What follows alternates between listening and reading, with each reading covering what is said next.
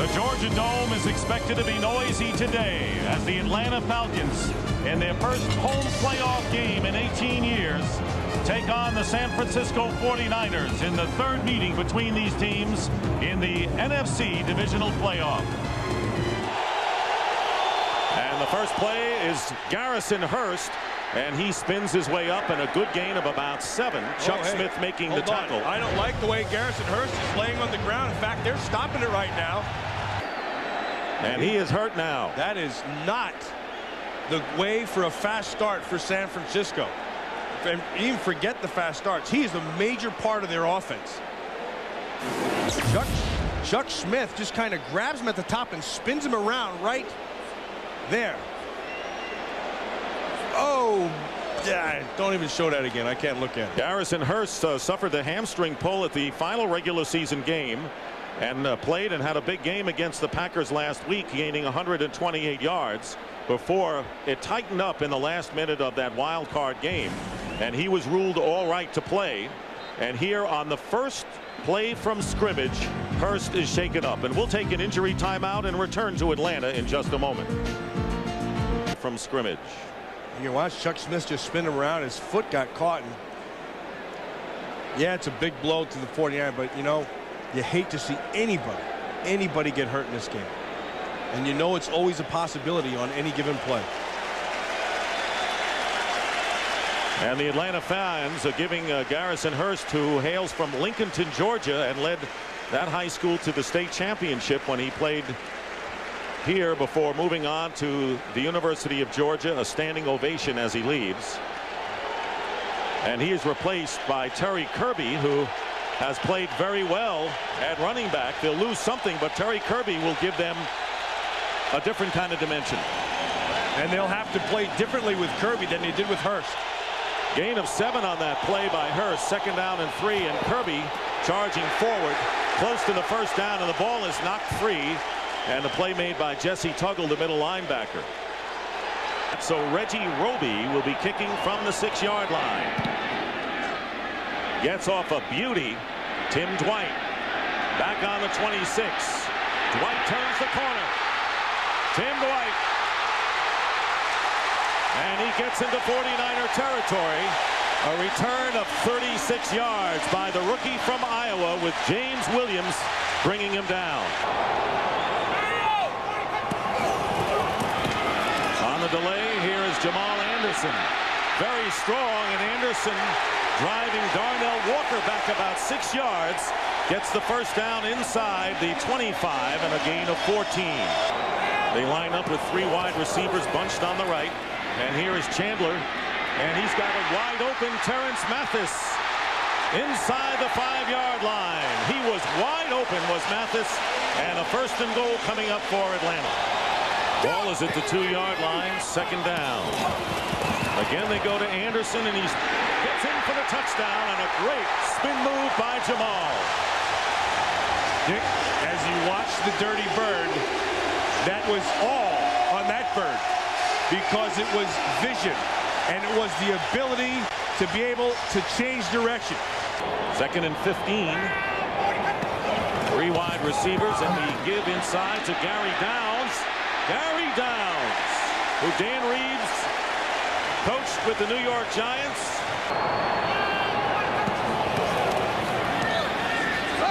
Chandler, and what a great catch by Terrence Mathis. He had to extend himself, and Mathis making a sensational play. That was a 19-yard gain, and here is Jamal Anderson. Anderson with 1 defender. And Merton Hanks tries to push him out. Touchdown, Jamal Anderson. First down at the 47. Stokes had 5 catches last week against Green Bay. That's a lateral. That's thrown behind. That's a and fumble. It's into the hands of Chuck Smith. That's a loose ball. And Chuck Smith going to the end zone. He'll score. Touchdown, Falcons. It was a lateral and a free ball. The key to the play is where the quarterback throws from. Now there's a flag on the play, and there's an official calling it back at the 45-yard line. Once that ball is thrown behind the quarterback, it becomes a lateral. And now we have 5 officials conferring. It was clearly thrown behind, and it should have been a lateral. And it should be a Falcon score. Well, there's also a flag, so you have to wait and see. See, he throws this backwards. That is clearly a lateral, and I'm wondering if it wasn't going to be set up because Terry Kirby can throw the football. I think you're right, Matt. I think it was a halfback option pass intended to be. And Henry Crockett does an excellent job of not only keeping the ball away from Kirby, but keeping it alive for someone else to make a play. Here is Jerry Markbright with the explanation. The ruling is a backward pass recovered by Atlanta. The recoverer was down by contact. First down Atlanta. Okay, now he's saying they don't get the score, but they get the ball. Because Chuck Smith picked up the ball, and they're saying that he was touched at that time when he was down. And once he's touched, it's dead right there. Hey, you won't believe this one. The officials now are saying that it was recovered by San Francisco right here, and that he was down by contact, not Chuck Smith. So instead of not only not getting the ball or the touchdown, they're saying San Francisco has the ball at the point of the recovery. He had no possession at all. There's the lateral. It's a free ball. Now he has to get the ball back.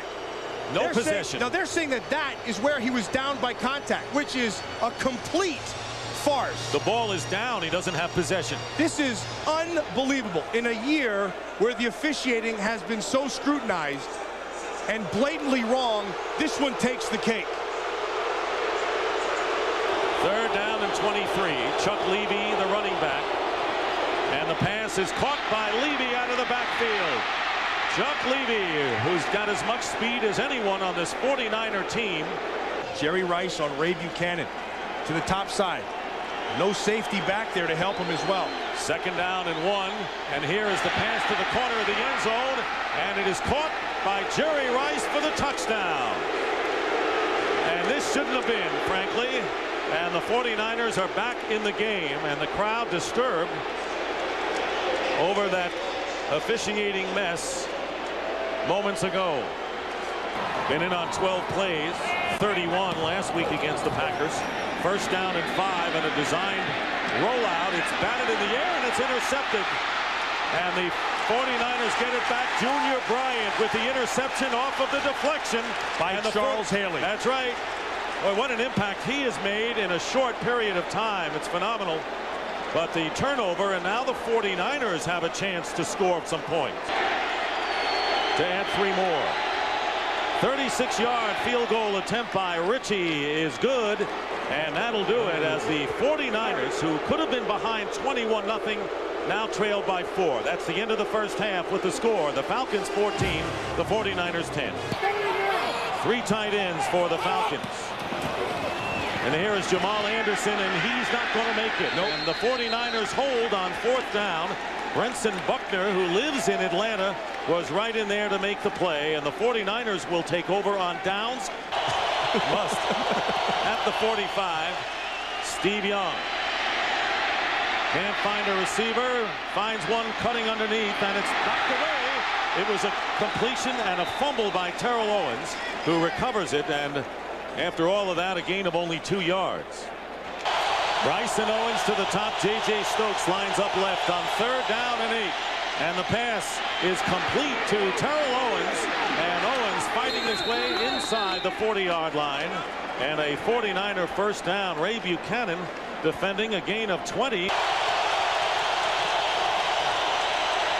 Steve Young under pressure. And the pass is intercepted. Eugene Robinson, but a flag is down. Robinson on the return.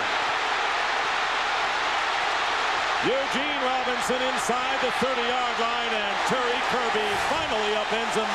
And another flag is down, and the players have piled up at the 35. Heck, we got hats and flags and everything thrown, including fists. Ray Brown and Kevin Gogan in a steel cage match on the 35-yard line. I guess we can say now there is no love lost between these rivals playing for the 3rd time for the right to move to the NFC Championship game. Eugene Robinson. 66 offense. That penalty is declined. The play stands. We have dead ball fouls on both teams, they offset first down Atlanta. Offsetting penalties on the steel cage match. They let that ride. He had a holding on Gogan, which they declined. Eugene Robinson takes the 77-yard interception return. Chandler under pressure, stumbles away and is finally stopped at the 12. Chris Dolman once again, who played 2 years for these Atlanta Falcons, and that will set up a field goal situation for Morton Anderson. And Anderson's kick is good, and the Falcons stretch their lead to 17-10. Third down and 6 for the 49ers. Steve Young's pass wide open is Jerry Rice. And Jerry Rice, being chased by Booker, pushes him out of bounds in Falcon territory, and a huge gain, and the 49ers had plenty of time. Far cry from last Sunday's wild card. First down, and the pass is intercepted. William White. William White, the strong safety, returns it, and Steve Young with his second interception. A late flag goes down. Tim Dwight, number 83, and is the third wide receiver on third down and 8. Good pickup on the blitz again, and the pass is caught by Tony Martin. First down. So Morton Anderson, who kicked a 29-yarder in the third quarter, now will attempt a field goal from 32 yards. Straczynski, the holder, and the kick is good. And as Matt mentioned, it's now a 2-score game for the Falcons. And it's 20-10 in favor of Atlanta.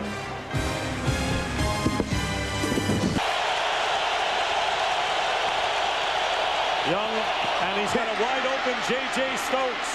And Stokes inside the 20-yard line. Still on his feet, and a big play for the 49ers. As we wind down to 4 minutes, that's a 33-yard pickup on the slant. Second and 6. Owens in motion to the left. And Young is going to run it, and Young will score. Touchdown, San Francisco. A flag is down in the end zone, however. 2 within 3.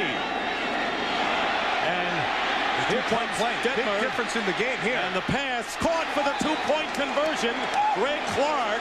So now the 49ers are within a field goal of winning the game. It's the second time I've seen Detmer this season make a great play on a bad snap.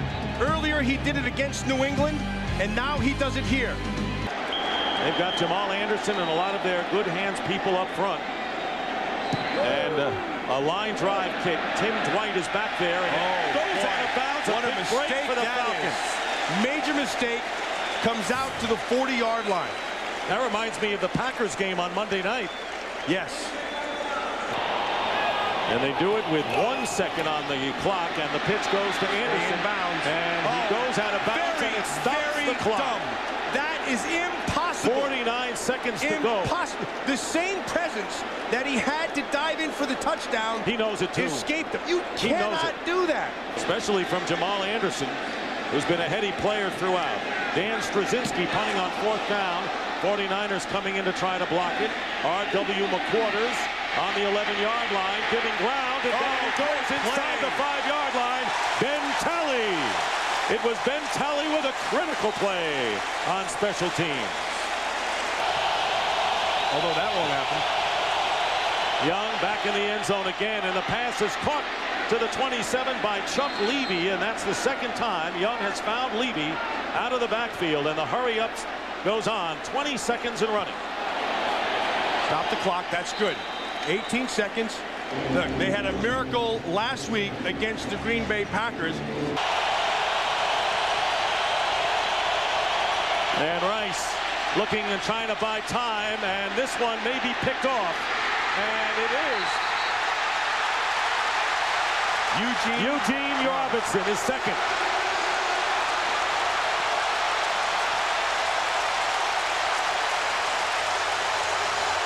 In any event, it's over for the 49ers.